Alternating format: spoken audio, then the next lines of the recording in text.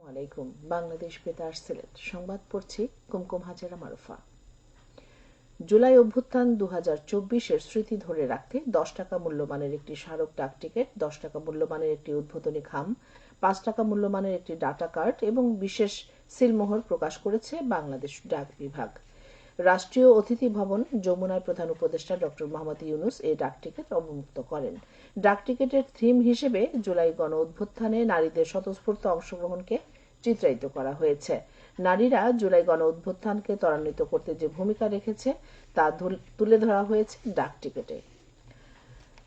সিলেটে শুরু হয়েছে অপারেশন ডেভিল হান্ট। রবিবার রাত থেকে শুরু হয়েছে যৌথ বাহিনীর এই অপারেশন। সিলেটে প্রথম দিন অপারেশনে গ্রেফতার হয়েছেন 3 জন। এ তথ্য জানিয়েছে সিলেট মেট্রোপলিটন পুলিশের মিডিয়া কর্মকর্তা অতিরিক্ত উপকমিশনার মোহাম্মদ সাইফুল ইসলাম। জুলাই আগস্ট গণ আন্দোলনকালে ছাত্র জনতার উপর হামলা, হত্যা, গুলি বর্ষণের ঘটনায় তথ্য প্রমাণ ও ডিজিটাল এভিডেন্স সংগ্রহ করছে সরকার।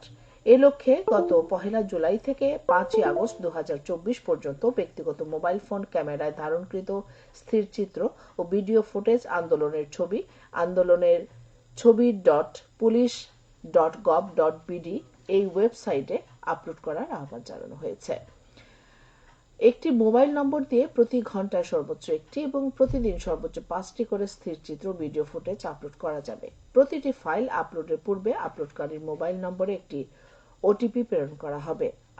আপলোডকৃত ফাইলসমূহ আপলোডকারীর মোবাইল নম্বর দিয়ে লগ ইন করে দেখা যাবে। আগামী 11 ফেব্রুয়ারি থেকে 25 ফেব্রুয়ারি পর্যন্ত এই ওয়েবসাইট স্থিরচিত্র ভিডিও ফুটেজ আপলোড করা যাবে।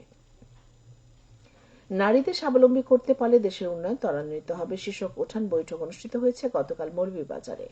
সদর উপজেলার খলিলপুর ইউনিয়ন পরিষদে অনুষ্ঠিত এই বৈঠকে বক্তারা বলেন, বর্তমান সরকার নারী সমাজের উন্নয়নে বিভিন্ন কর্মসূচি গ্রহণ করেছেন, যার ফলে পিছিয়ে পড়া নারীরা স্বাবলম্বী হয়ে দেশের উন্নয়নে অগ্রণী ভূমিকা পালন করতে পারবেন।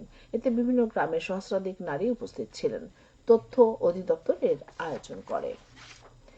মহান 21 ফেব্রুয়ারি আন্তর্জাতিক মাতৃভাষা দিবস উদযাপন উপলক্ষে প্রস্তুতিমূলক সভা অনুষ্ঠিত হয়েছে গতকাল মৌলভীবাজারের রাজনগর উপজেলা পরিষদে।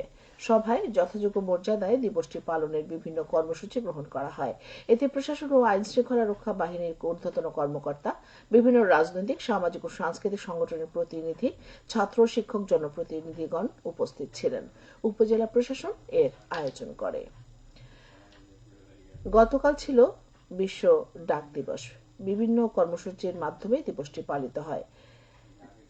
জাতিসংঘের খাদ্য কৃষি সংস্থা দ্বারা বিশ্বব্যাপী খাদ্য হিসেবে শুকনো মটরশুঁটি, মসুর, শুকনো মটর, ছোলা, লুপিন অর্থাৎ ডাল জাতীয় খাবারের গুরুত্বকে স্বীকৃতি দেওয়ার জন্য দিবসটি পালন করা হয়। 2019 সাল থেকে প্রতি বছর 10 ফেব্রুয়ারি দিবসটি পালিত হয়ে আসছে। কনকনে শীত আর অনুজ্জ্বল সূর্যালোকের কুয়াশা ঘেরা আকাশ এখনো ঘিরে রেখেছে চায়ের রাজধানী শ্রীমঙ্গলকে।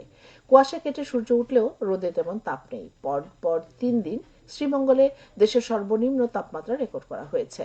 গতকাল শ্রীমঙ্গলে দেশের সর্বনিম্ন তাপমাত্রা রেকর্ড করা হয়েছে 11 ডিগ্রি সেলসিয়াস। ফলে শীত কাটছে না, অনুভূত হচ্ছে কনকনে ঠান্ডা আমেজ। আগামী কয়েকদিনের মধ্যে তাপমাত্রা বাড়বে বলে জানিয়েছে আবহাওয়া অধিদপ্তর।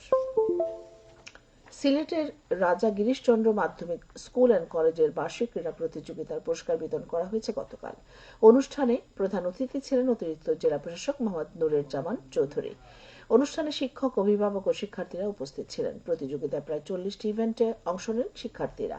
এদিকে সিলেটের গোয়াইনঘাট উপজেলার জাফলং হাজী সোহরাব আলী উচ্চ বিদ্যালয় ও কলেজের আন্তঃহাউস বার্ষিক ক্রীড়া প্রতিযোগিতা অনুষ্ঠিত হয়েছে গতকাল বিদ্যালয় মাঠে।